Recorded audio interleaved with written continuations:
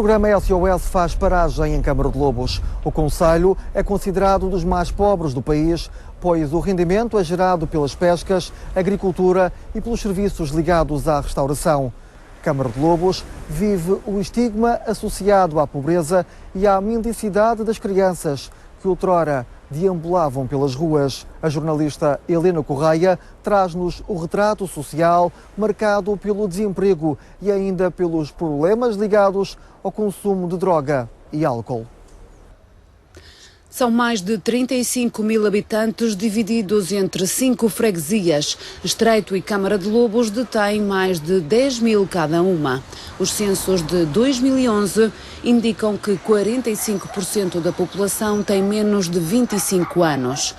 Fazer o retrato social de Câmara de Lobos significa apontar os problemas que afinal se repetem noutros concelhos e que têm registado melhorias graças à intervenção da Segurança Social em parceria com as instituições de solidariedade social. Temos a questão do desemprego, a questão da imigração como saída, como uma alternativa ao desemprego, a questão do isolamento.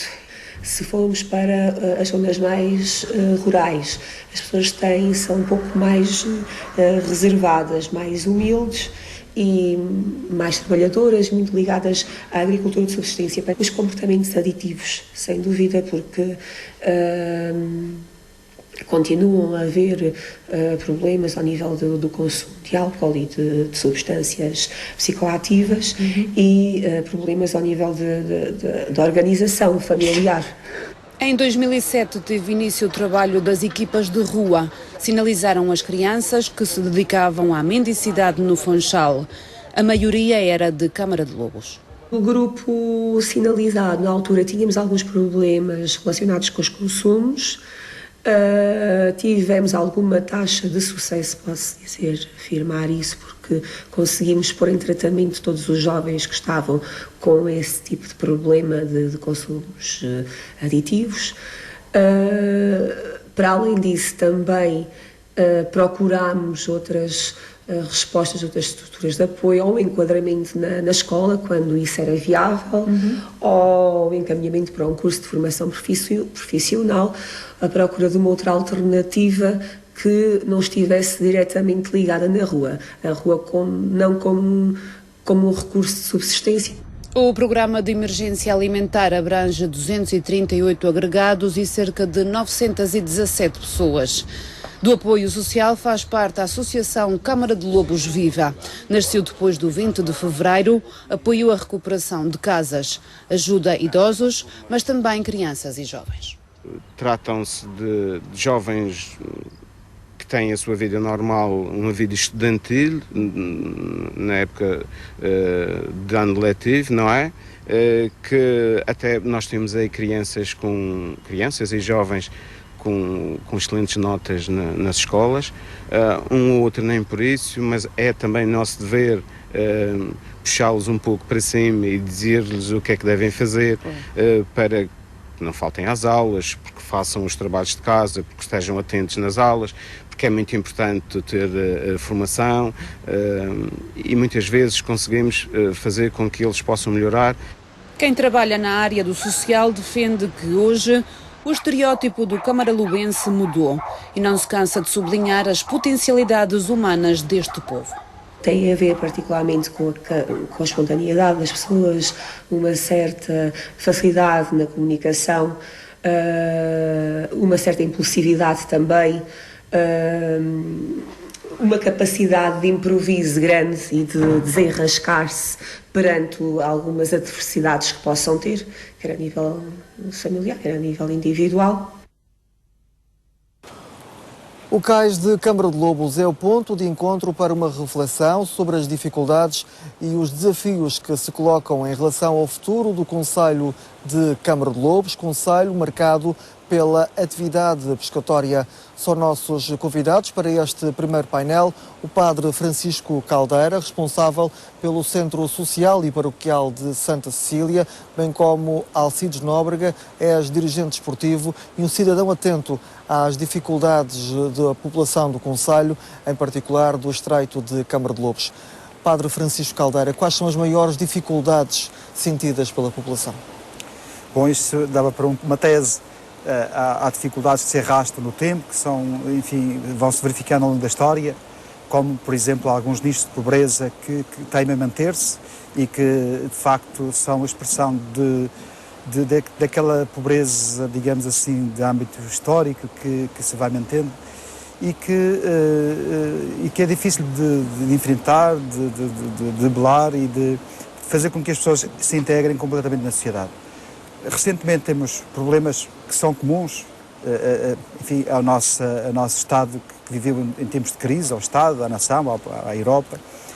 Problemas como, por exemplo, o desemprego, que tem levado a que muitas pessoas tivessem emigrado.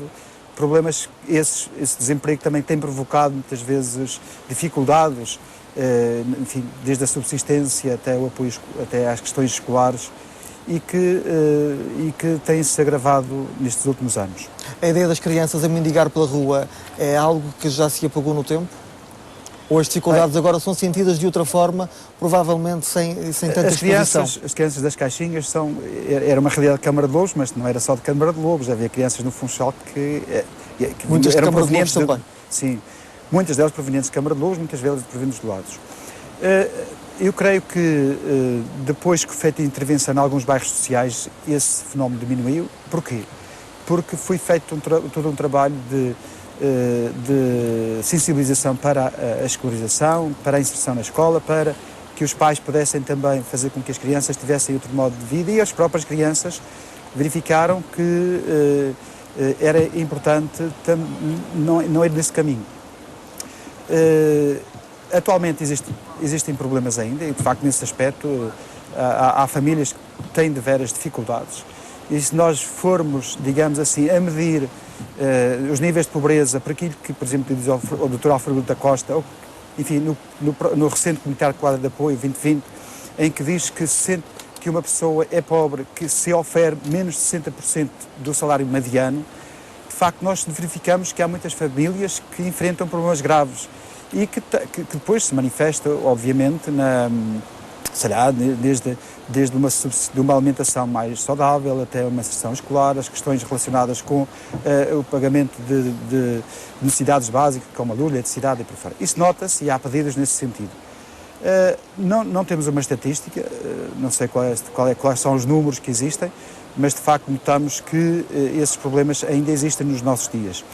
Mas com outra gravidade do que no passado. Eu recordo-me crianças, há 20 e tal anos havia crianças que pura e simplesmente não iam à escola, não tinham instrução escolar nenhuma, e que crianças, algumas delas, por exemplo, não tinham bilhete de identidade, quer dizer, a realidade mudou. Creio que houve dois fenómenos aqui que se interceptam talvez um no outro, que é a diminuição das taxas da natalidade, não digo da taxa de natalidade por família, portanto, e também a imigração que aconteceu nos últimos 5 anos e que fez com que muitos casais jovens imigrassem, e daí que se nota também menos crianças, quer dizer, esse fenómeno também teve, essa baixa natalidade e haver menos crianças também a ver com isso. Alcides Nóbrega, qual é o retrato da zona alta do Conselho? Também se repercute um pouco aquilo que se passa mais ao nível da Baixa?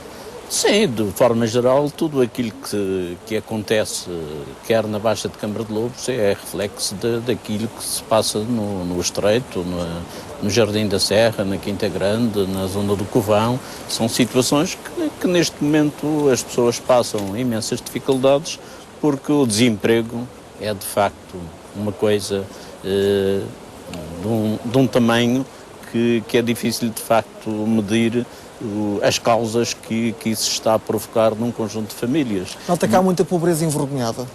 Isso penso que é fundamentalmente essa situação, em especial Estreito e Jardim da Serra, é de facto as zonas onde de facto existe esse problema, e isto provocado por o desemprego, porque se as pessoas de facto tivessem trabalho, como tiveram no passado recente, há 3, 4 anos, via-se de facto que havia uma estrutura familiar muito mais uniforme, muito mais organizada, e que via-se de facto que as pessoas eram felizes porque as pessoas tinham dinheiro no bolso, tinham dinheiro de facto, e aqui a economia funcionava, porque a economia hoje Fala-se muito na economia que é preciso crescer, mas se as pessoas não têm dinheiro no bolso, a economia não cresce. A agricultura não é suficiente para esbater o problema da pobreza? De certa forma, o estreito e as zonas altas e toda aquela conjuntura de sítios que é ali, de facto tem essa vantagem. Ao contrário de noutras zonas que as pessoas não têm, de facto, onde plantar uma semelha, naquela zona, de facto, ainda tem a agricultura que vai escondendo um pouco essa situação de dificuldade que as pessoas têm. Mas não há dúvida nenhuma que isto tudo teve um reflexo muito grande, foi de facto a construção civil, que aquelas pessoas fundamentalmente estavam para aí viradas, neste momento começam-se a virar para a imigração e de facto, enquanto de facto as pessoas não se organizarem nos países onde foram trabalhar, o dinheiro não chega à região e os familiares passam imensas dificuldades. Padre Francisco Caldeira, até que ponto é que os cortes nos subsídios atribuídos pelo Governo vieram contribuir para um agravamento da situação familiar? O agravamento? Um agravamento. Ou desagravamento? Um agravamento, penso eu. Bom, havendo cortes de subsídios. Eu gostava de salientar mais uma questão na análise que se faz sobre as questões das dificuldades que existem no nosso tempo, que é a solidão dos idosos, que é de facto uma das expressões, um dos rostos da pobreza, é de facto a solidão dos idosos, de idosos que muitas vezes oferem a pensão mínima ou as pensões mais baixas e que muitas vezes vivem sozinhos com filhos imigrantes. Ora bem, a questão dos subsídios é uma questão complexa, difícil de analisar, mas creio que quando uma pessoa não tem fonte de rendimento nenhum, a primeira mão que vai ter do Estado, nós falamos do Estado Social, é importante. Mas o Estado tem vindo a cortar esse apoio. A filosofia dos subsídios, sobretudo do Regime Social de Inserção, era ser um subsídio para a inserção. Era, de facto, fazer com que as pessoas tivessem, digamos, como dizia há bocadinho o Sr. Alcides, dinheiro do bolso, portanto, tivessem algum de rendimento para elas próprias prosseguirem a sua inserção social, poderem ter os meios suficientes para poderem serem elas próprias protagonistas da sua história, procurarem emprego, terem o mínimo de ferramentas necessárias. Agora, eu creio que muitas vezes há uma certa, digamos, ideologia que também que se fala aqui, que é, há como que, digamos, um conflito social nisso. Quando uma pessoa, de facto, não tem nada, um subsídio é necessário para aquela pessoa. A sociedade tem de criar mecanismos para que a pessoa tenha uma almofada mínima para poder sobreviver. E, na sua opinião, isso tem vindo a falhar nos últimos tempos? Obviamente que houve muitos cortes devido ao Orçamento de Estado, por aí fora, essas coisas todas. Tem diminuído os subsídios, em alguns casos, e não significa que há menos necessidades, mas há necessidades que continuam, que de facto são importantes. Agora, eu creio que há o perigo do subsídio, dois perigos para isso. Um é a subsídio à dependência, a pessoa viver daquilo e não ir além daquilo. Outro perigo é também, digamos, a geração nas pequenas comunidades, nas localidades, deste conflito. Olha, aquela pessoa recebe o subsídio, vive à custa dos outros e criou-se aqui como que, não sei se é uma guerra social, ou talvez alguns conflitos pelo menos, e que geram muitas vezes, às vezes gera-se como que uma guerra dos pobres contra os pobres. Às vezes vê-se pessoas que têm o rendimento mínimo, ou melhor, têm o salário mínimo e também têm dificuldades graves e depois também entram em conflito com os outros. Nós não queremos criar as guerras, obviamente que, digamos, o papel e a nossa função é fazer com que se criem as condições para que as pessoas possam crescer, desenvolver-se, ter elas próprias as ferramentas para terem dignidade. Ora, o trabalho dá-nos dignidade, dá responsabilidade. O trabalho é capaz de fazer com que as pessoas saiam da sua redoma. Falar aqui do exemplo concreto que eu conheço, ele diz, enquanto eu via sobre o subsídio, eu estava sempre a ver à gosma, dizia ele. Quando comecei a ter um trabalho e a inserir-me no mercado de trabalho, eu próprio senti-me mais feliz porque melhor cidadão. Agora, o objetivo é justamente isso. O trabalho dá dignidade às pessoas, dá-lhes até psicologicamente um estofo e uma capacidade delas próprias se sentirem mais parte integrante da sociedade. Mas o Conselho e a região não dão capacidade de resposta a esse mercado que precisa de trabalho? Sim, atualmente não. Quer dizer, já se analisou isto, mas as causas de desemprego na região, etc. Aqui embaixo também, na zona onde nós estamos, há muita gente que ficou na situação de desempregado por causa da queda brutal da construção civil, e há muita gente empregada nessa área. Há gente que empregue também na hotelaria, que se emprega na hotelaria. Agora, também há pequenas... Nós temos que, creio eu, não sei, isto é difícil de fazer, mas é um ideal, talvez, era que as pessoas próprias fossem protagonistas, procurassem elas próprias o próprio emprego. Em alguns países as pessoas fazem, as pessoas não estão à espera que venha um emprego bater à sua porta, mas elas próprias procuram ou criar elas próprias o próprio emprego, microempresas, etc, etc. Algumas pessoas têm feito, as nossas instituições têm feito alguma coisa para que pequenos nichos populacionais pudessem ter o seu próprio emprego, mas é muito complicado, sobretudo tendo em conta o volume de desempregados que existe. Alcides Nóbrega, o Conselho tem 2 parques empresariais, o Parque do Barachico, o Parque Industrial da Zona Oeste. O que é que está a falhar para que não haja absorção de mão de obra do Conselho? Penso que, ainda pegando um pouco aqui nas palavras do Sr. Padre, eu penso que há que mudar um pouco a forma de apoiar as pessoas. Penso que temos que partir para outros projetos em que de facto dê a tal dignidade às pessoas que é o trabalho. E penso que não basta só termos instituições a dar as coisas às pessoas. Eu penso que em determinadas zonas, em especial nas zonas rurais, que há imensos problemas, mas penso que há determinadas armas que podem ser utilizadas no sentido de utilizar as pessoas e as pessoas sem serem integradas no mercado de trabalho, em pequenos projetos. Por exemplo, fala-se muito no abandono dos terrenos, não só dos privados, mas até do público.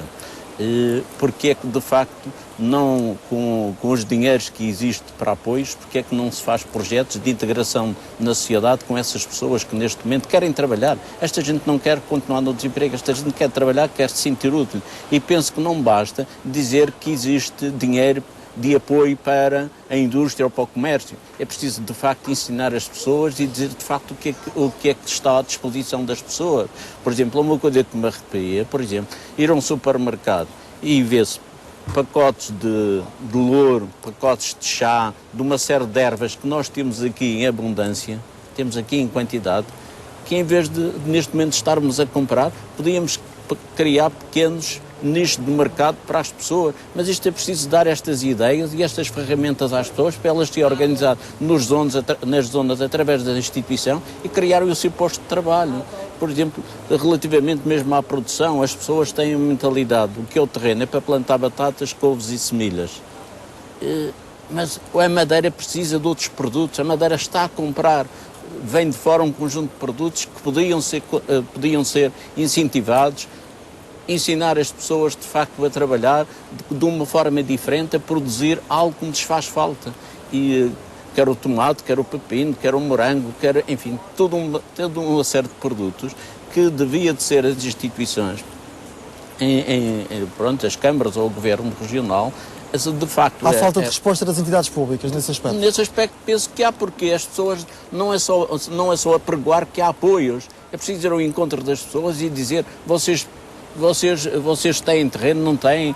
Há a hipótese de a gente alugar aos vizinhos, os terrenos estão abandonados, haver uma política de arrendamento de solos, que neste momento seria importante, mas com uma garantia que tinha a vantagem que ia dar algum valor às pessoas que neste momento não têm capacidade de trabalhar esses terrenos e ia pôr os outros que não têm neste momento terreno, que podiam de facto cultivar essas áreas e produzir e de facto criar riqueza. E como isto, há outros exemplos que se pode de facto incentivar as pessoas. Padre Francisco, que respostas tem a Igreja para estas carências da população? Temos varinhas mágicas, não é? Mas há um trabalho a igreja, tem vindo a ser desenvolvido pelo centro paroquial. Daquilo que entende a Igreja, e o Papa tem falado disso, a Igreja tem um papel que é promover as pessoas, elas sentirem que são pessoas, que são cidadãos, e aqui eu creio que o Estado tem um papel, mas também a sociedade civil tem outro. Às vezes nós temos uma sociedade civil muito apática, às vezes tentamos até promover, eu recordo-me de uma situação que tivemos a tentativa de promover pequenos nichos de emprego para, sei lá, na área da costura, da confecção.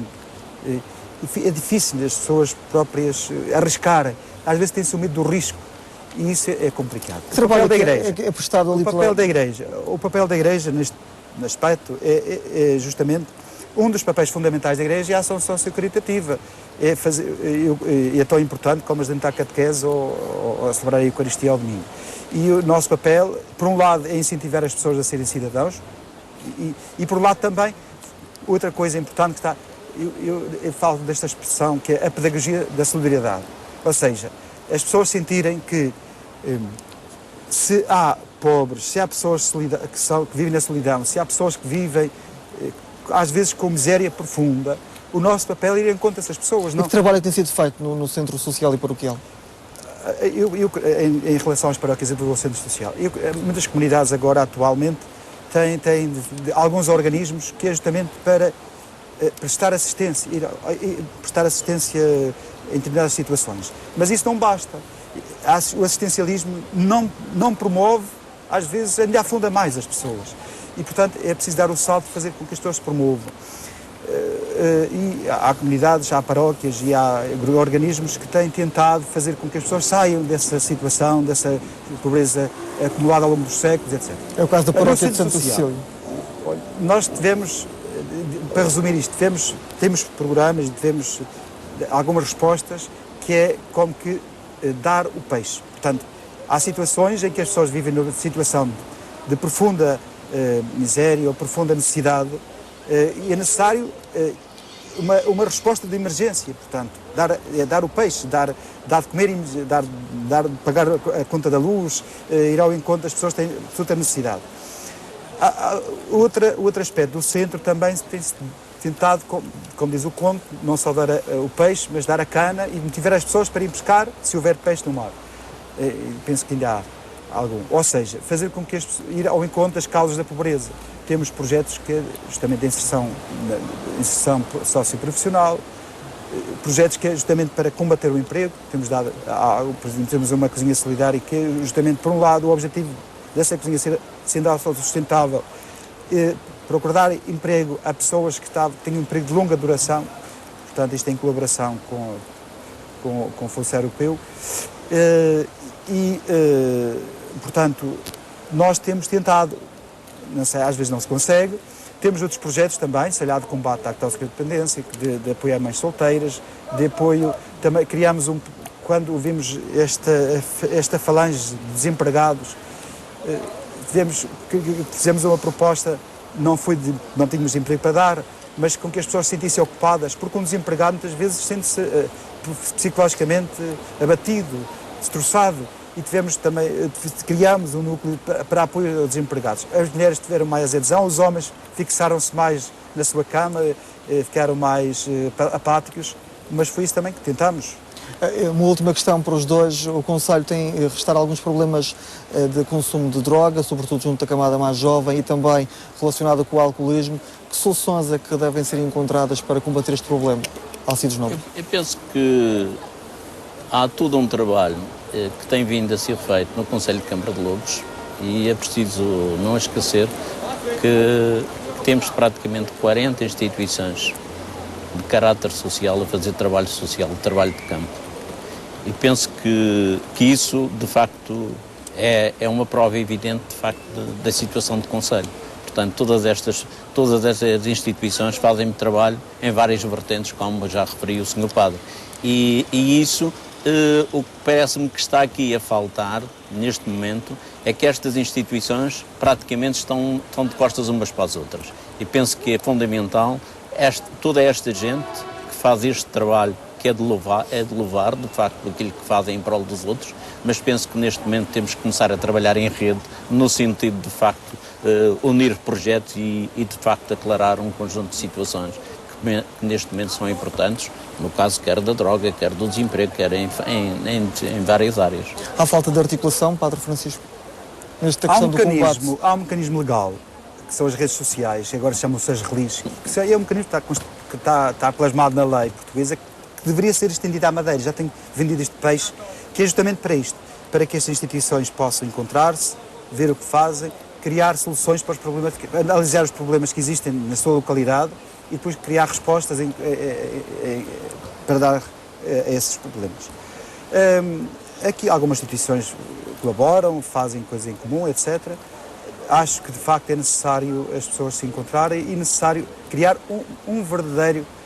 as verdadeiras parcerias, em que as pessoas se sentam à mesa e são parceiros o tempo inteiro. Não são parceiros somente para cumprir determinadas regras, orientações que vêm de cima, mas que estudam a realidade, que veem as necessidades aqui. Há uma questão que eu acho que era importante. Nós temos um conselho, por exemplo, na área social que não tem, que falta infraestruturas, à par da saúde, que o centro de saúde é necessário reabilitar, sobretudo aqui em Câmara de Lobos. Lares, não temos um lar, temos um lar muito rudimentar, muito exíguo, que alberga 2 ou 3 pessoas, e não temos um lar num concelho com, não sei, 36 mil pessoas, ou 40 mil, não sei bem. Portanto, as estatísticas aqui não são falíveis, mas falta isso. A toxicodependência, eu creio, a minha análise empírica, eu creio que esse problema já foi mais grave. Parece a mim, com as medidas que têm sido tomadas no terreno, com as respostas que têm sido dadas, tem-se tentado não só prevenir, mas também ir ao encontro daqueles que são toxicodependentes, e alguns têm sido recuperados e há de facto notórias melhoras, pelo menos do meu ponto de vista, algumas melhoras nesse aspecto.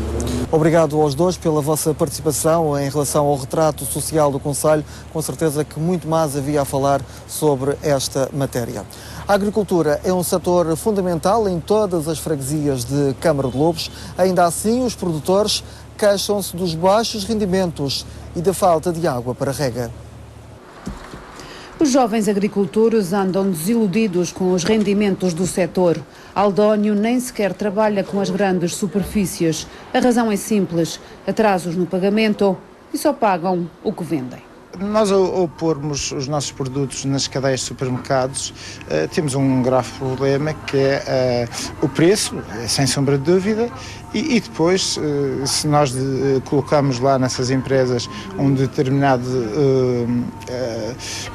determinada quantia de produto, só vamos receber em relação à quantia que foi facturada pela mesma empresa, independentemente do valor que expuseram. No valor acrescentado, eles só nos pagam o valor que foi devidamente facturado por eles. A crise levou os mais novos a se virarem para a agricultura, mas o excesso de impostos e a falta de rentabilidade afugenta quem se quis dedicar à terra. Houve essa situação, fez sentir quando, no começo desta crise económica e financeira que fez-se passar no nosso país, a baixar a construção civil, as pessoas tentaram se desviar para a agricultura, fazendo aqueles terrenos que já estavam há décadas de velho, em baldio, foram cavando, renovando esses próprios terrenos, só que, entretanto, escoavam o produto à maneira do possível, só com esta alteração da exigência da facturação, de coletar para poder vender o produto, acho bem, mas dentro de outros parâmetros, em que as pessoas também, aos poucos e poucos, foram deixando. E porque os hortícolas não dão muito rendimento, o agricultor decidiu enveredar pela apicultura. De poucos rendimentos queixam-se os produtores do sítio da Caldeira, o mais vistoso dos espaços agrícolas de Câmara de Lobos. Já tive muito melhor. Só que este agora é assim, este agora é para eu trabalhar para comprar sementes. E sementes, adubos e os tratamentos que costumam-se a fazer A banana domina a paisagem do concelho de Câmara de Lobos, mas a norte é a vinha que manda. O futuro, diz um produtor, passa pela reconversão da vinha. É o que Otávio Ferraz faz há mais de uma década. No início de 2002, 2003, fez uma reconversão para vinha. Bananeiras do Bananal, foi tudo reconvertido em vinha. Vinhas brancas, de castas brancas, e vinhas de castas tintas. Dos brancos, das castas brancas, temos aqui o Verdelho, o Boal e o Arnsburger. Das castas tintas, vamos ter agora, como novidade, o Aragonês e o Syrah, o Merlot continua, e um pouco de Touriga Nacional. Penso que o setor do vinho é uma boa aposta, deve-se apostar, deve-se fazer uma reconversão na casta tinta negra por outras castas para maior produção de vinho de mesa ou mesmo para o vinho madeira. Há muita tinta negra e penso que o objetivo é fazer também reconversões nesse sentido. Otávio Ferraz é produtor de vinho de mesa e tem marca própria.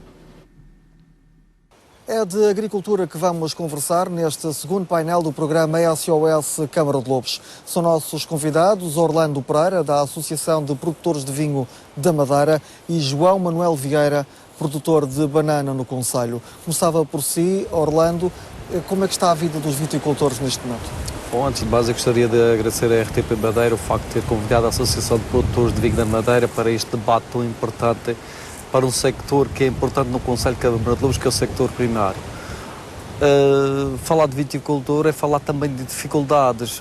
O sector sempre viveu com uma dificuldade enorme, as margens de lucro estão extremamente espremidas, o sector sente dificuldades no dia-a-dia, nomeadamente para a aquisição de produtos fitossanitários, fitofármacos e os adubos para alimento das plantas e portanto, o sector realmente, neste momento, passa por algumas dificuldades. Já houve tempos em que o sector vitivinícola era um sector realmente que tinha grande rentabilidade. Estamos a falar da época de 80, 90, e nessa altura sim, era um sector apetecível mesmo para os jovens agricultores, em que havia uma grande margem de lucro na produção de uvas para a produção do vinho madeira. Neste momento não é essa a realidade é que os preços pagos por quilo de uva estão esmagados pelas empresas que adquirem as uvas para produzir o vinho madeira e o agricultor não se está a sentir compensado pelo esforço e dedicação que se dedica no seu dia-a-dia para um sector tão importante e vital para o desenvolvimento da região autónoma da Madeira. Se nós pensarmos que é graças à paisagem que nós temos, a paisagem humanizada, são os socalcos feitos por os nossos antepassados que permitem nós termos esta beleza natural e que é com esta beleza natural, juntando com os recursos que a natureza nos ofereceu, permite nós captarmos turismo para a região, que é um sector importantíssimo para a economia local. Eu acho que aqui devia de haver uma maior, um olhar com outros olhos para este sector. O problema está sobretudo no custo da produção. O custo da produção é cada vez maior. Como já referi, os produtos que cada vez para o agricultor adquirir são mais caros e o agricultor, quando vai receber o fruto do seu trabalho na época da vindima, não compensa o investimento que fez. Se não for grandes áreas, o agricultor aqui está numa margem, num limiar muito entre o prejuízo e o ter uma pequena margem de lucro. Portanto, é um sector que eu penso que as empresas também têm que olhar com outros olhos para os agricultores. Precisa de ser mais bem pago. Mais bem pago. As empresas não podem fazer o que estão a fazer hoje em dia, que é normalmente tabelar o preço por baixo. Aqui é uma concertação de preços que normalmente existem entre as várias empresas. E isso não pode acontecer, porque senão isto é um sector que tem os dias contados. E se essas empresas querem subsistir no mercado, vão ter que também pagar mais aos viticultores. Porque o viticultor, na realidade, é o elo mais fraco de toda esta cadeia, que é o agricultor, a empresa que produz o vinho madeira e o distribuidor, ou seja, o vendedor ao consumidor final. Portanto, esta situação tem que ser revista, do meu ponto de vista, deve ser revista, porque se não for assim, os dias poderão estar contados para um setor tão importante que é a vitivinicultura. Sr. João Manuel Vieira, como é que a agricultura surge na sua vida? Está correndo tudo bem, da minha parte corre bem. Como é que surge? Como é que se começa por se dedicar à agricultura? Por que razão? Por razão. Sempre desde pequeno fui sempre para a agricultura. Já era um negócio de família? Já é de negócio de família. O Sr. João Manuel dedica-se sobretudo à produção de banana. Sim, senhor. O que é que o levou a apostar na banana? É um trabalho que eu mais gosto é de bananeiras, trabalhar com bananeiras. Em que zona, concretamente? Na Encosta dos Socorridos, é isso? É uma boa área para a produção de banana? Os terrenos oferecem ali condições para isso? Oferece. Temos corrigir a terra. Temos que usar muito composto e o calcária para reduzir a terra ácida. Quais são as maiores dificuldades que têm? É o preço dos produtos? Os preços estão mais ou menos. Mas quando vai comprar para o custo da produção, por exemplo, os adubos, tudo o que é necessário para a produção de banana, sente essa dificuldade dos preços? Sim, mas eu uso mais tudo composto de vaca. Portanto, tudo natural? Tudo natural. Compensa apostar na produção biológica? Sim. E em termos de plantação diária, a sua área é considerável? É uma área que lhe compensa para equilibrar, digamos, o custo da produção e aquilo que recebe? Sim, é uma área de 10 mil metros. E teve o cuidado de construir lá um elevador. Quais são as mais-valias deste sistema que há uns anos construí? Para a redução dos custos da mão de obra. Tem de ter muita mão de obra para a produção? Sim, um pouco. Mas junto, já com o elevador já reduz um passo de mão de obra. É muito cara a mão de obra para a produção de banana? É o preço que eles vão pedir por aí. Pode custar um dia de trabalho, pode custar quanto? Uns 40 euros um dia de trabalho. E o senhor tem muitos trabalhadores? Por enquanto não, é um temporário, um trabalhador só temporário. Só na altura em que precisa mais? Isso mesmo. E compensa-lhe? Para mim, recompensa. Orlando, em termos de distribuição das várias castas aqui pelo concelho, há diferentes produções de vinha, quer no Jardim da Serra, quer no Estreito, depois também na Quinta Grande. Exato. O concelho, além da tinta na gramole, que é a casta mãe de todas as uvas que produzem o vinho Madeira, tem outras castas como o Sarcial, o Boal, Malvasia, o Terrantês, são tudo castas complexas, são tudo castas que ajudam a produzir o excelente vinho, que já levou o nosso nome, o nome daqui da região autónoma da Madeira, a várias partes do mundo. Claro, é a junção dessas várias castas que formam um vinho que é conhecido mundialmente. Obviamente que existe a predominância da casta de tinta na gramole, que os viticultores estão a aceitar fazer uma pequena reconversão, mas claro que já não tem sido consensual, essa reconversão não tem sido consensual junto dos Não produtores. tem sido consensual. Portanto, temos que entender que isto é um sector em que a média da idade dos viticultores anda na ordem dos 50 a 60 anos. Portanto, são pessoas já com uma certa idade e que têm dificuldade de aderir a novas castas, porque até pelo desconhecimento como é que hão de fazer essas castas produzir a uva com qualidade, porque aqui não só é questão de fazer a reconversão, mas também pôr a produzir uvas para ter alguma rentabilidade também para o seu esforço. Mas o receio está aí, se vai haver uma rentabilidade. Exatamente. Embora aqui o Governo aqui tem estado atento a isto e tem compensado com os subsídios majorados para estas castas que estão em menos produção, na ordem dos 80 cêntimos por quilograma, enquanto, por exemplo, na tinta na gramola, o subsídio de produção são 8 cêntimos por quilo. A diferença é abismal entre o subsídio a umas e a outras. E eu acho bem, porque, na realidade, a tinta na gramole produz bem. E não é por acaso que a tinta na gramole foi a casta que se mais enraizou aqui na Madeira. Tem um peso muito grande no concelho, a tinta negra. Tem um peso enorme. Digamos que são 95% da produção de uvas é tinta na gramole. As outras castas, complexa, malvasia, cercial, correspondem mais ou menos a 1% da produção daqui do Concelho de Câmara de Lobos. Portanto, estamos a ver o peso que é a tinta na gramole. Pronto, eu sou de acordo que se possa vir a reconverter mais algumas parcelas, porque, pronto, mas não pode-se obrigar o agricultor, olha, você vai ter que reconverter, porque senão para o ano a gente não lhe vai comprar as uvas de tinta na gramola. Há aqui uma questão social que também temos de ter em conta, o envolvimento, tudo isto é muito complexo.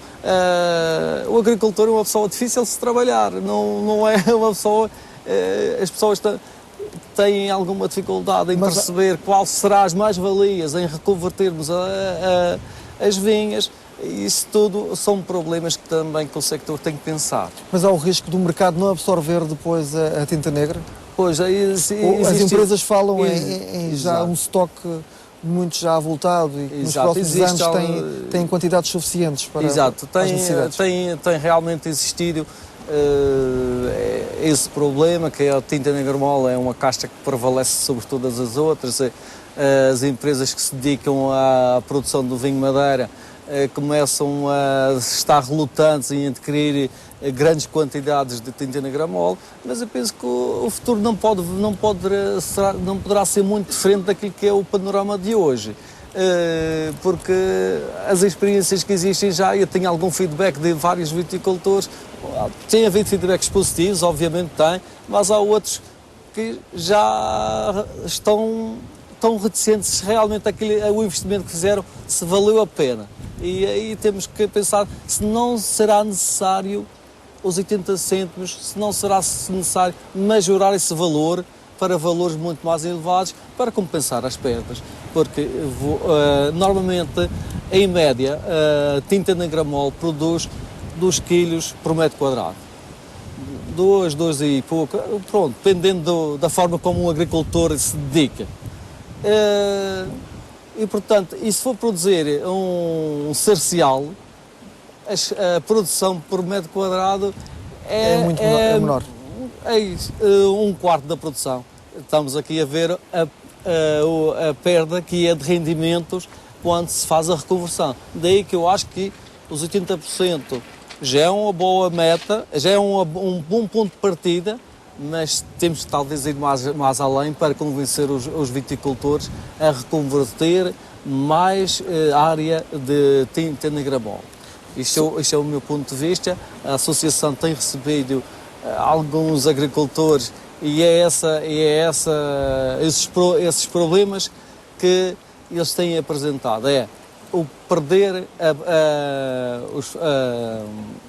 o rendimento que eles usufruem com a tinta negra mole. Sr. João Manuel, no seu caso, consegue escoar toda a produção? Quanto é que pode produzir por ano?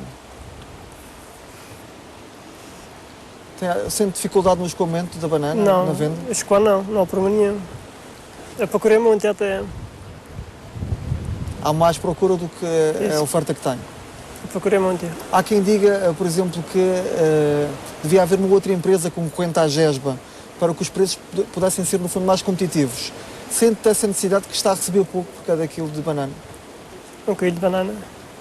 Eu recebo a banana esta, por exemplo, a €1 e tal, a de segunda a 60 cêntimos, banana biológica.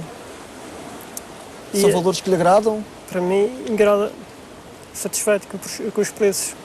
E se houvesse uma outra empresa concorrente à GESBA, acha que podia vir a receber mais? Eu penso que não. Podia haver outra empresa, mas não acredito que eles façam mais ofertas. É compensado, a diferença em termos financeiros é muito maior ao apostar na agricultura, na banana biológica? É. Qual a diferença? A diferença é os preços. Mas recebe muito mais? Recebe muito mais. Porque a convencional, por exemplo, a banana extra, estão a receber a 60 cêntimos, é extra. E os mais novos? Mais novos estão a tentar a fazer agricultura. Porquê? Não há trabalho para todos, temos que ir para a agricultura novamente. Tem familiares ou pessoas que estejam a se dedicar à agricultura? Sim. E que antes não se dedicavam? Pois. Orlando, sente também essa uma preocupação crescente devido à queda da construção, sobretudo há mais jovens a se dedicarem à agricultura, aqueles que optam por ficar cá dentro e não emigrarem, por exemplo? Sim, há mais jovens que se dedicam hoje em dia à agricultura. Claro, a agricultura servir como uma almofada para esta situação que foi o fim das grandes obras, a crise que Portugal atravessa, e isso, a agricultura servir como suporte para essas pessoas que perderam o seu trabalho. É um rendimento que as pessoas podem usufruir não demora, em termos de investimento, em retorno, é relativamente rápido, daí que muitos jovens tivessem enverdado hoje em dia pela agricultura. Claro, muitos estão neste sector, mas estão sempre com aquela expectativa de voltar à atividade que estavam no passado. E depois aqui também temos um problema, é o seguinte, essas pessoas que eram desempregadas, recebem o subsídio do desemprego, para produzir, por exemplo, vinhos, têm que estar coletados. Um problema que existe aqui é, coletou-se, perdeu o subsídio de desemprego, ou seja, passa a ter uma atividade, não deixa de ser desempregado. Outro problema aqui, tem que pagar a segurança social, que no mínimo são 130 euros, sensivelmente, por mês a pagar. Ora, há produtores que têm áreas inferiores a 1000 metros quadrados, que vai produzir cerca de 1800 kg de uvas, mais ou menos sensivelmente por aí. Se nós vermos o que ele vai ter de retorno da produção agrícola que teve e o que vai pagar à segurança social, ele ainda vai ficar com prejuízo. Aqui eu penso que o Estado tem que olhar de outra forma e não pode ser cego. O Estado somos todos nós. E quem está lá, quem está nos locais de decisão, tem que pensar. Estes senhores ficaram sem emprego, o desemprego, o valor que eles recebem pelo subsídio de desemprego não é suficiente para manter as famílias, muitas vezes, e nós sabemos que isto é um grave problema social. Como é que o Estado vai exigir que um agricultor que tem 1.800 euros de rendimentos ao fim de um ano vai ter que pagar segurança social todos os meses, pagar 130 euros, ou seja, ao fim do ano são cerca de 1.400 euros. É impossível. O agricultor, obviamente, o que vai acontecer? Muitos destes agricultores vão abandonar a agricultura porque não compensa. E eu conheço casos de pessoas em que isto estou a falar é uma realidade, em que perderam o subsídio de desemprego, tiveram que pagar a segurança social, porque normalmente não vem logo no primeiro ou segundo mês quando se coleta, mas vem uns 5, 6 meses depois. Quando chega aqueles valores a casa para pagar, as pessoas ficam completamente desorientadas, que não sabem o que é que hão de fazer. E aqui eu acho que quem tem responsabilidades tem que olhar para isto. Não se pode impor de cima para baixo e agora vocês que compram isto. Se vocês quiserem estar neste sector, têm que se coletar, têm que pagar o IVA. É impossível. Se nós São as dificuldades que a profissão está a enfrentar. Exatamente. Agradeço ao Orlando Pereira. Uma última questão para o João Manuel. Tem projetos futuros para a produção de banana? Projetos? Por enquanto não. Para já vai manter o negócio tal como está? Como está. Obrigado aos dois pela vossa presença neste programa SOS. Câmara de Lobos foi desde sempre terra de pescadores. É daqui que partem os barcos para a pesca do famoso peixe espada preto. A atividade continua a ser uma fonte de rendimento para muitas famílias. A RTP ouviu os desabafos de alguns pescadores que se queixam da diretiva comunitária que proíbe a pesca do peixe-gata. A proibição da pesca da gata é, por estes dias, o problema que mais perturba os pescadores de Câmara de Lobos e de toda a comunidade. O problema atual é a cota zero da gata. Isso vai prestar-me assim a imagem de Câmara de Lobos em si, porque a gata era um símbolo de Câmara de Lobos, como sabe, e a nível económico também, para os barcos, sendo uma mais-valia e sendo a cota zero como está.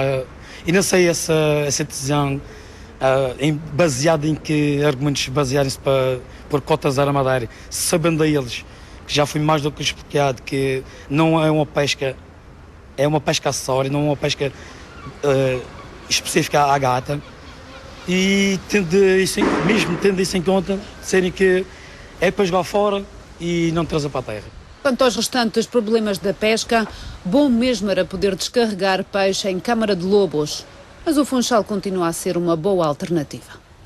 Se houvesse possibilidade e se houvesse dinheiro, mas a pessoa sabe que a situação está difícil, de fazer uma lota nova em Câmara de Lobos, era bom.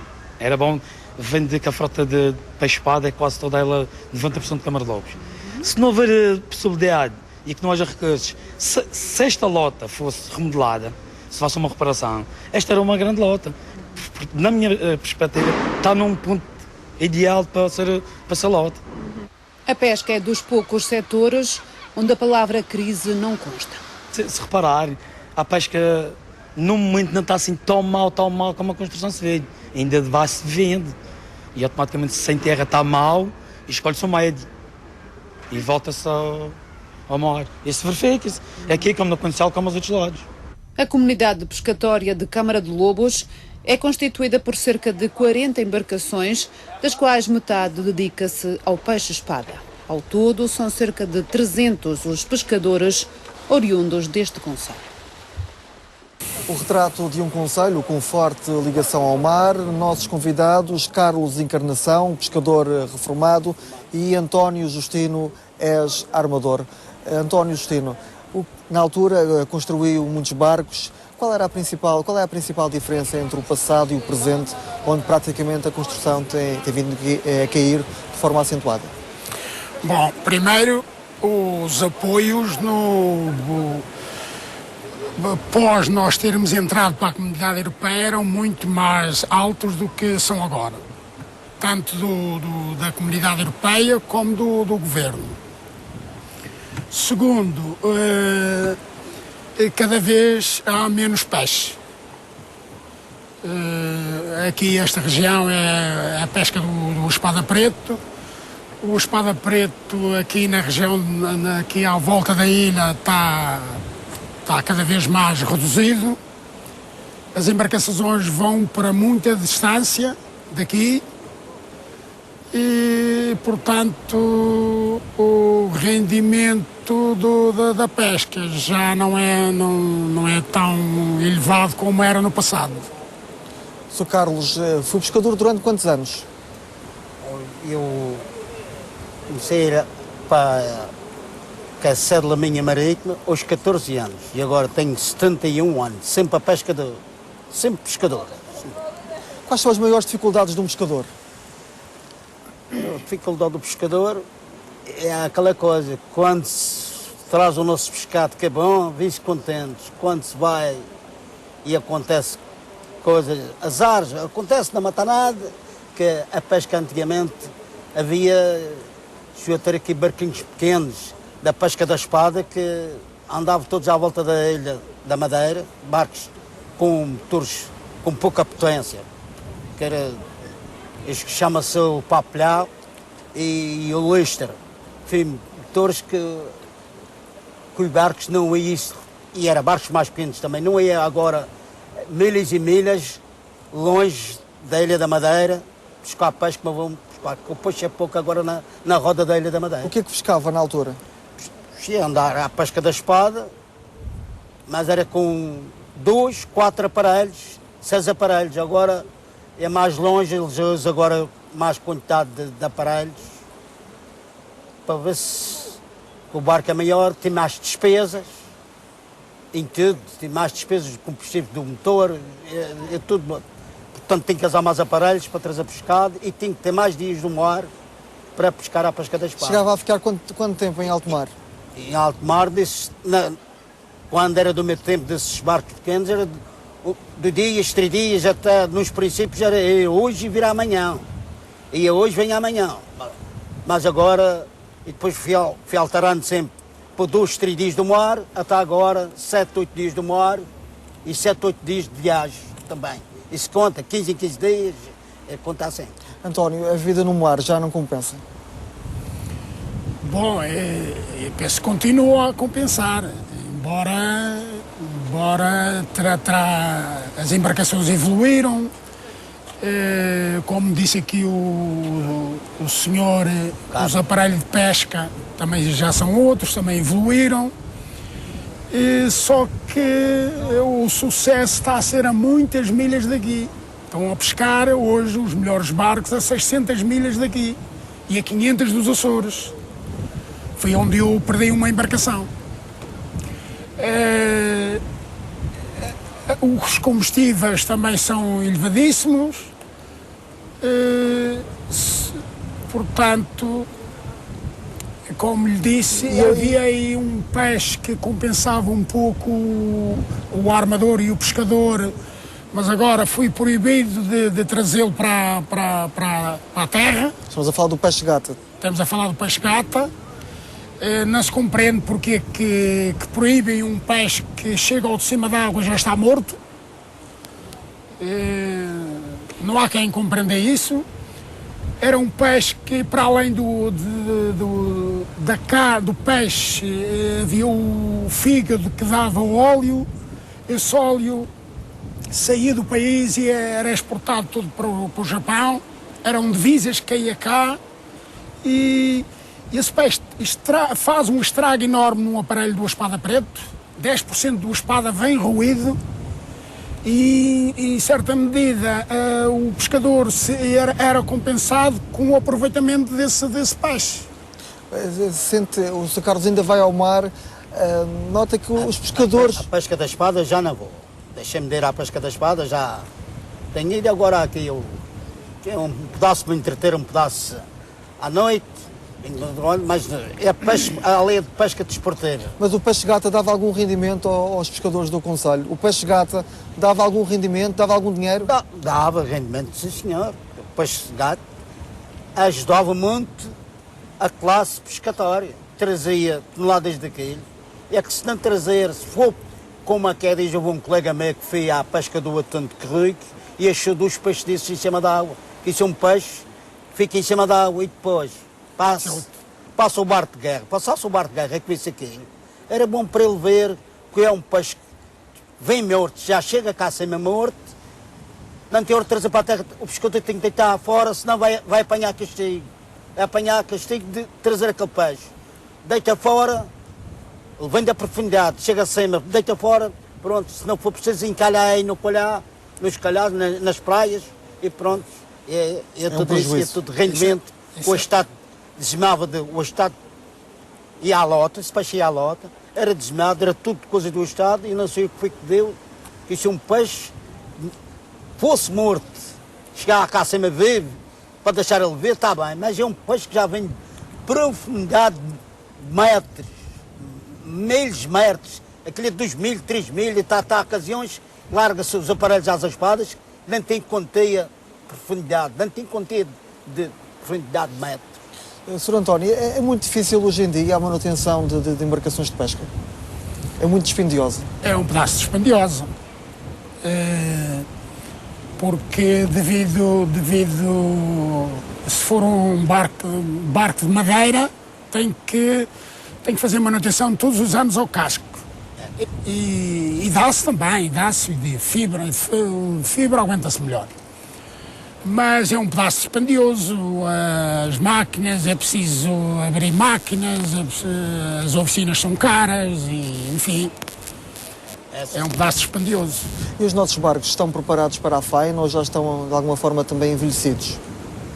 Já vão alguns envelhecendo, porque uma embarcação de pesca de madeira aí com 12, 15 anos já se torna um pedaço velha. Sr. Carlos, o que é que faz falta? O que é que faz falta aos nossos barcos de pesca? O que faz falta é que há uma coisa cá que isto já vem de modo antigo. Você tinha um barquinho, outro tinha um barquinho que fosse como algum lugar já vezes a ver, todo, companhia, era uma coisa, aquele tinha um barquinho, chegou à altura para abater, tem 10, 12 anos, se for a tocar nele já não presta, o barco está arrebentado, o motor tem outra coisa, também já tem que ter outro motor, barco maior, motor com mais velocidade para andar, e a pessoa, muitos cá, da nossa classe pobre, não tem capacidade para ter essas coisas. E a pesca ainda é um bom rendimento para as famílias? Ainda se vive da pesca? É isso, senhor. Muitos cá vivem sim, dos pescados que o pescador vai ao mar para ganhar. Meia parte de Camarolus, do Conselho de Camarolus de Pescadores, é desse. Sr. António, a União Europeia, que apoio é que pode dar, no caso particular, aos armadores madeirenses? Eu não sei bem, neste quadro de apoio que entrou agora em vigor, qual é, se há dinheiro disponível para a construção naval, mas eu penso que não. Seria importante haver apoio para essa? É importante haver, que é para ir renovando a frota. Era muito, muito importante, senão a frota fica caduca. no quadro de apoio que acabou, não houve dinheiro disponível para a construção naval. Eu não sei se neste que vai entrar agora em vigor, se há. No meu tempo, quando eu fiz as minhas embarcações, havia 60% nas primeiras, a fundo perdido, depois nas últimas já foi só 50%, portanto tem vindo a reduzir e parece que a dada altura cortaram mesmo. Não lhe compensava neste momento investir na construção de embarcações? Eu já não fazeria isso. Sobretudo devido à falta de apoio? Devido à falta de apoio e a falta de estoque de peixe.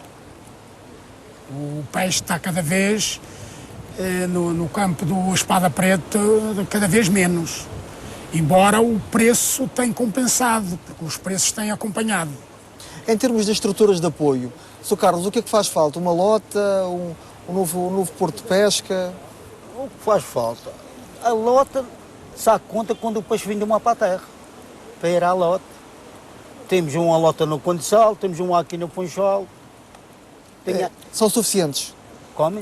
Essas que falou são suficientes? Tinha-se aqui uma que era a Ilha de Camarões, aqui uma lota, que era nos mais movimentados aqui na Ilha da Madeira, aqui uns anos atrás. Depois passaram para o Funchal, do Funchal passou para o Condessal, a meia parte do peixe agora é descarregada do Condessal. É uma diferença do Condessal para o Funchal, tem uma diferença grande. Sim, tem uma diferença grande. Porque o Condessal, o barco vem carregado com o atum, já vai direito para o Condessal. É logo para o Condessal.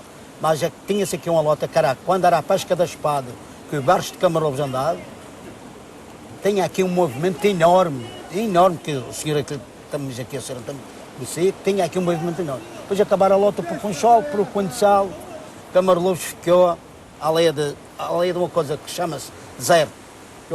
Esses meia dúzia de barquinhos que andei. Não. Em termos de estruturas de apoio, como é que estamos, na sua opinião? Bom, eu penso que no que diz respeito às lotas, satisfaz. Havia aqui uma pequenina em Câmara de Lobos, acabaram fechando porque o movimento era nulo.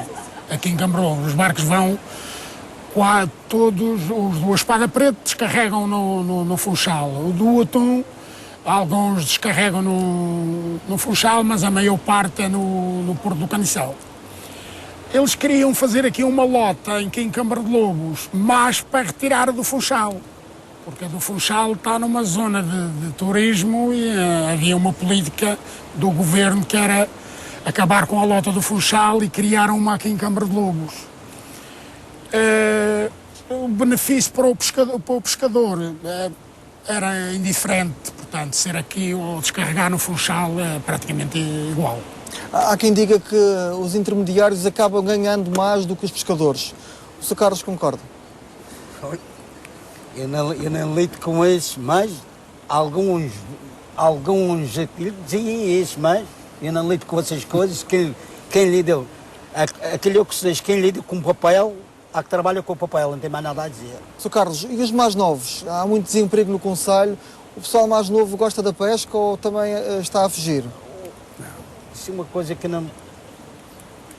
Que é muita classe desta nova, daqui de alguns filhos de pescadores, mas muita classe tem orientado, tem ido para o mercado para a vida melhorar, que é menos embarcações agora e as coisas é como o senhor acabou de dizer, está sempre piorando cada vez. Menos peixe e mais longe, mais milhas. Mais despesa. Mais milhas.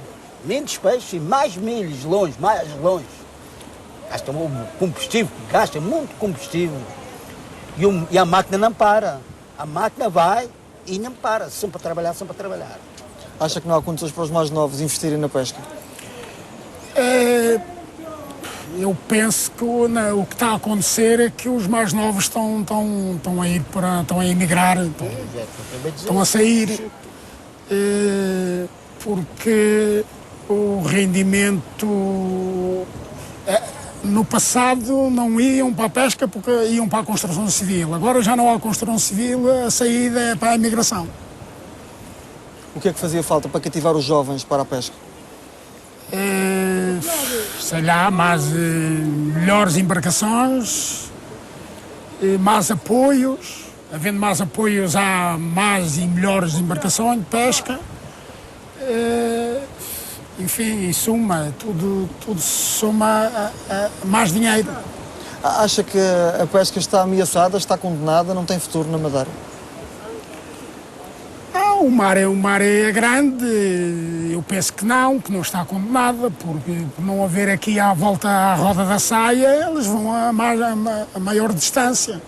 Só que para isso é preciso mais e melhores embarcações de pesca. E para haver mais e melhores embarcações de pesca é preciso haver mais apoios, tanto da comunidade europeia como do governo regional.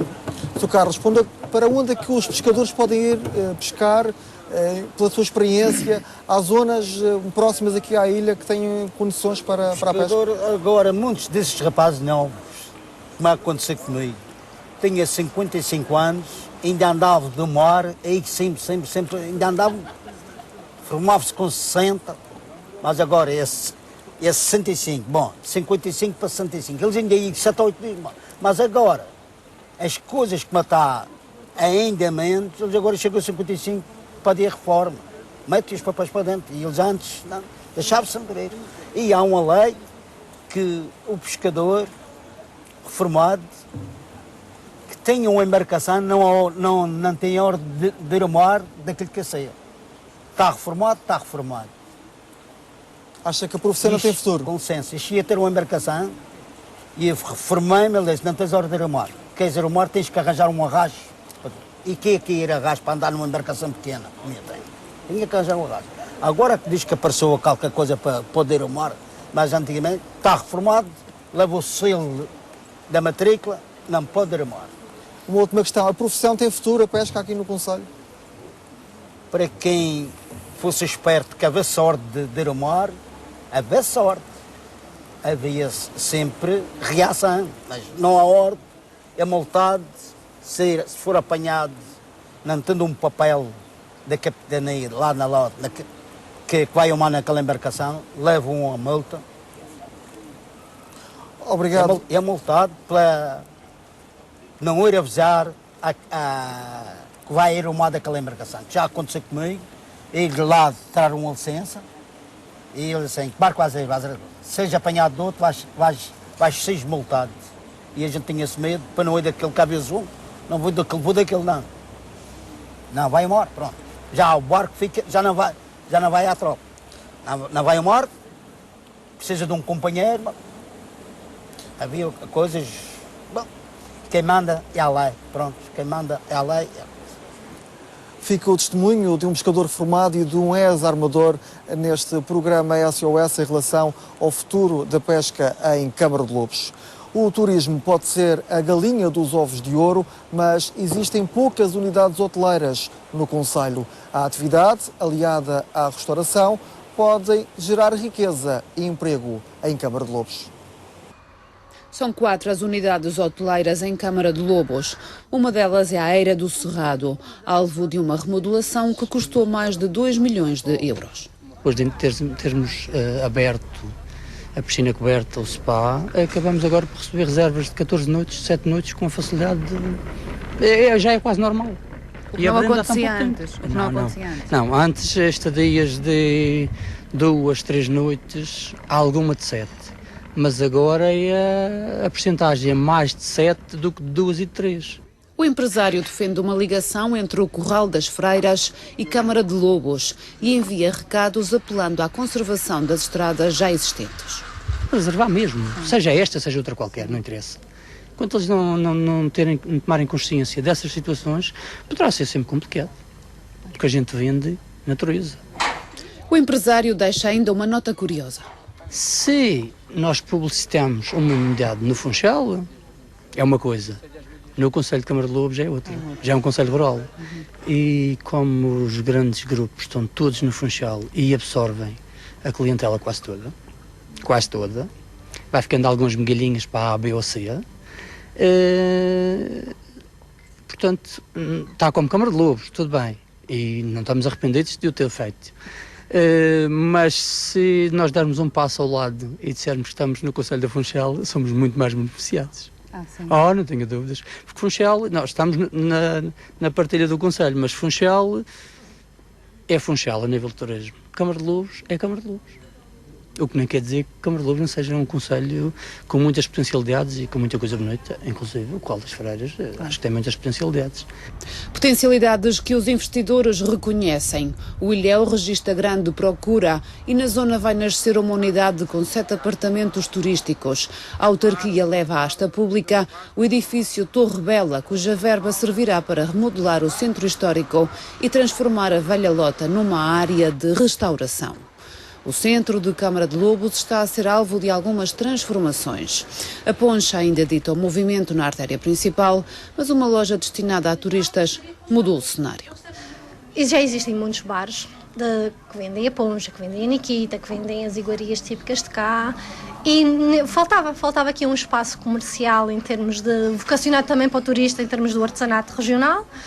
O apelo é para aproximar ainda mais os turistas. Nós, quando temos aqui uma grande afluência em termos dos autocarros e das carrinhas, temos aqui uma falta de espaço em termos de estacionamento.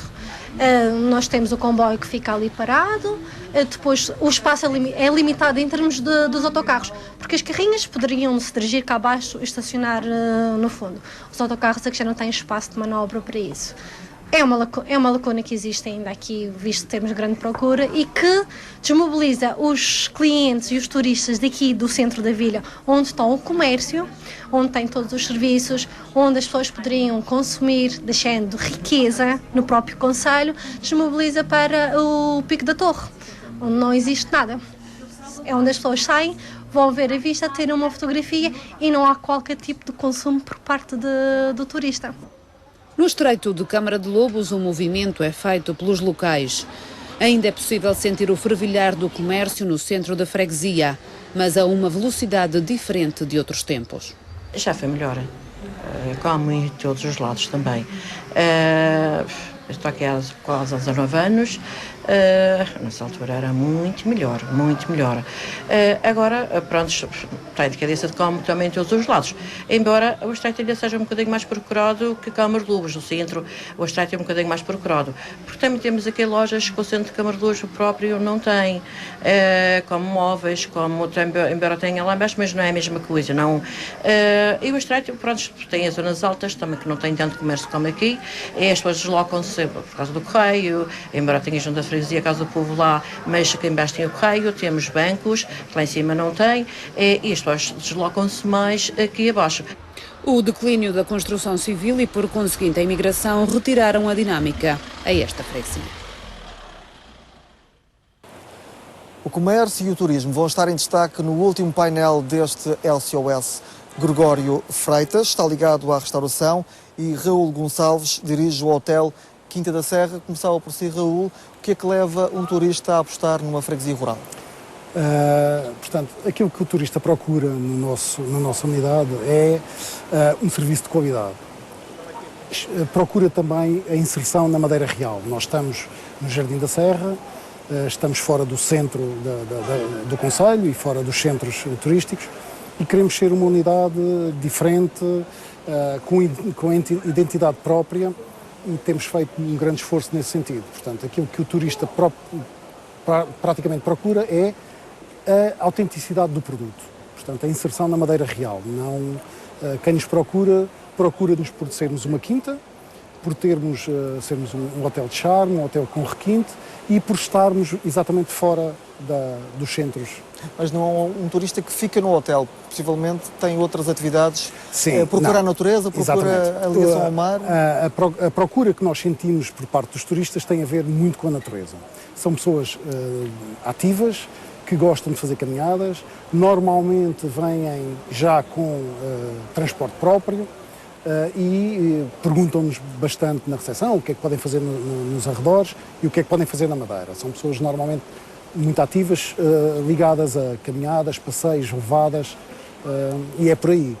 Gregório é proprietário do restaurante As Vides. O turista valoriza a nossa gastronomia, a gastronomia regional? Valoriza e vem à procura da mesma. Portanto, o turista, aliás, eu posso lhe dizer que 88% dos destinos de turismo mundiais estes destinos tentam valorizar mesmo a gastronomia e, por consequente, o turista vem à procura do que é típico da região. E valoriza, e aliás, o turista não vem para comer num país que visita ou que come em casa ou na cidade que vive. Isso não é ele procura. É isso que ele procura. E a gastronomia está suficientemente explorada, na sua opinião, por parte das unidades hoteleiras, por exemplo, do concelho? Há uns anos atrás, as unidades hoteleiras exploravam muito, ou tinham a opção de explorar receitas internacionais, a francesa, a italiana, a belga. Atualmente há uma tendência, felizmente, bastante positiva, em que estão a tentar, portanto, introduzir a gastronomia da região. Evoluindo, como é natural, que a gastronomia tem sempre uma evolução, desde que não choque a destruição da mesma. Estou mais ou menos contente que a tendência hoteleira neste momento é a recuperação da gastronomia madeirense. Um exemplo, portanto, é a Quinta da Serra, aqui do meu colega. Há uma valorização dessa componente regional? Talvez a nossa maior aposta prende-se exatamente na parte da gastronomia, ou seja, nós não queremos de todo fazer concorrência aos restaurantes tradicionais, não é essa a nossa função, mas nós temos um projeto que me parece coerente e correto para a localização do hotel, que passa pela certificação de produtor biológico. Portanto, nós temos uma área muito grande, muito vasta, que neste momento está em processo de certificação e dentro de dias teremos a certificação de produtores biológicos, e temos uma aposta muito forte também na nossa restauração, naquilo que servimos nos nossos restaurantes. Temos um chefe francês conceituado e que trabalha com produtos que nós produzimos. Todos os produtos que nós produzimos são para consumo próprio, são produtos biológicos. O restaurante também está certificado em termos de restauração biológica e queremos, tal como o Sr. Gregório disse, queremos dar ao turista a possibilidade de experimentar as nossas iguarias típicas de uma forma mais elaborada. Portanto, e há inovação também ao nível da gastronomia? Sim, nós tentamos fazer, e é uma aposta clara, nós tentamos fazer inovação com os produtos tradicionais. Portanto, usamos todos os vegetais, todas as frutas que produzimos e outras que compramos, desde que sejam certificadas como produtos bio, e usamos os produtos tradicionais madeirenses com um toque de sofisticação, mas no fundo os sabores, a apresentação dos pratos é diferente, mas os sabores, queremos que sejam os sabores da gastronomia madeirense, que é realmente isso que as pessoas procuram. Os turistas que nos visitam, como disse o Sr. Gregório, não vêm à procura de comer aquilo que comem em casa. Qual é a origem dos turistas que procuram a Quinta? Ok, é necessário esclarecer que o hotel foi inaugurado em setembro passado, portanto temos pouco tempo ainda de existência e ainda não... o perfil do turista ainda não é eventualmente aquele que no final será. Neste momento temos muitos turistas do norte da Europa, sobretudo franceses, holandeses, alemães e ingleses, e temos, curiosamente, e acho que sempre foi tradição naquele hotel, temos uma grande procura também pelo mercado local, pelo madeirense. O madeirense gosta de sair da cidade e ir para a nossa unidade e passar lá um fim de semana, pelo menos. Gregório, no caso da restauração, vive mais do turista ou do residente? É do residente, mas gostaríamos que também fosse do turista, que aliás para o Concelho de Camarlobos, e defendo, diz-te sempre, nós defendemos, a empresa aqui pertence, que Camarlobos deve ser a sala de jantar do Funchal. E depois, provavelmente, fazer todas as pessoas para que seja também a sala após o jantar. Não vai, o turista que passa por Camarlobos vem de manhã para fotografias. Nós queremos que as instituições, ou com o Estado, ou a região, criem condições aos agentes económicos para que o turista fique em Camarlobos. O que é que está a falhar para que isso não aconteça? Antes de dizer o que está a falhar, alguma coisa já foi feita. Portanto, isso não é tudo bota abaixo. Por exemplo, o que está a falhar é que chega-se a Camarlobos, não existe uma indicação dos pontos em que o turista pode visitar. Não existe uma indicação, nem um posto de turismo, nem um placar informado, onde é que se pode visitar vários lugares para que ele fique Há aqui. falta de informação. É horrível, essa relação é horrível. Portanto, não é aproveitado o turismo gastronómico ou vinícola, portanto, também isto não é aproveitado. Portanto, o turista que chega aqui, sob por iniciativa própria, há que vai à adega dos ricos e ricos, não vai a nenhuma propriedade agrícola. Acho que a região, a Câmara, deve fazer roteiros gastronómicos e vinícolas para que o turista seja incentivado aí. É o que existe na Europa, nas ilhas principalmente, que são as ilhas da Europa, são as regiões que defendem melhor a gastronomia. São zonas perfeitamente identificáveis e que sabem o que querem e ficam a ganhar. Por exemplo, eu vou dar um exemplo. Na altura das cerejas, o turismo devia de ser aproveitado para ir ver as cerejeiras em flor. Portanto, no Alentejo, fazemos as oliveiras, não é? As amendoeiras, no Algarve. No Algarve. Portanto, porquê que não fazemos aqui? Quando a vinha que está arrebentando, que está criando o futuro fruto, também podia ser incentivado para os estrangeiros passarem pelas propriedades. E mais coisas. Raul, sente que há falta de promoção do Conselho e das potencialidades da Câmara de Lobos? Há sempre, eu sou da opinião que a promoção está sempre em falta. Não é fácil promover um destino, não é fácil promover um produto, seja qual for, um hotel, um destino, uma região, num mercado extremamente competitivo como é o mercado turístico. Tem-se feito o que se pode. Nós sabemos que a crise afeta-nos a todos, a crise afeta as instituições e os organismos públicos e sobretudo no campo da promoção, que é onde as verbas vão faltando mais. É verdade que falta muita informação no Conselho, sobretudo no Conselho, e falamos do Conselho de Câmara de Lobos. A verdade é que também cada um de nós tem de fazer aquilo que pode de sua iniciativa para que isso mude. Nós, na nossa parte, e dentro dos 96 mil metros quadrados de terreno que temos à nossa guarda, promovemos visitas à Quinta, já fizemos vários eventos com organizações da Madeira que nos visitam, independentemente de usarem ou não os restaurantes, mas nós temos pessoal altamente qualificado, engenheiros agrícolas a trabalhar connosco, que têm todo o gosto em mostrar a Quinta, em mostrar, fazer um pouco esse roteiro. É nosso interesse também, em breve, espero eu, entrarmos também no enoturismo, portanto ligado mais ao vinho. Nesse sentido, plantámos, entre o ano passado e este ano, mais de 10 mil metros quadrados de vinha que estamos a enxertar com cercial, porque faz sentido, foi lá que apareceu o cercial e acho que faz todo sentido.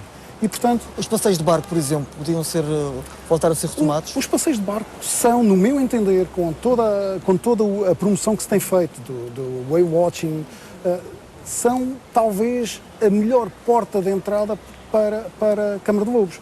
Nós estamos aqui neste cais que sei que foi aproveitado já em termos turísticos, mas tem grandes potencialidades para ser a porta de entrada para o turismo. Até em termos de acessibilidades, é mais fácil talvez ao turista vir de barco do Funchal ou do outro lado e desembarcar aqui no cais. Está no centro da cidade, está no centro de Câmara de Lobos. E não precisa de passar pelas acessibilidades, que nem sempre são as melhores. Gregório, não só... Diga. Eu vou dar um exemplo. Em vez de pensar... Eu também gostaria que Câmara de Lobos, a cidade de Câmara de Lobos, tivesse um hotel de charme. Mas defendo que não se pode pegar numa grua e colocar um hotel de charme. Mas acha que é preciso construir mais hotéis no Conselho? São poucos. Aliás, eu defendo que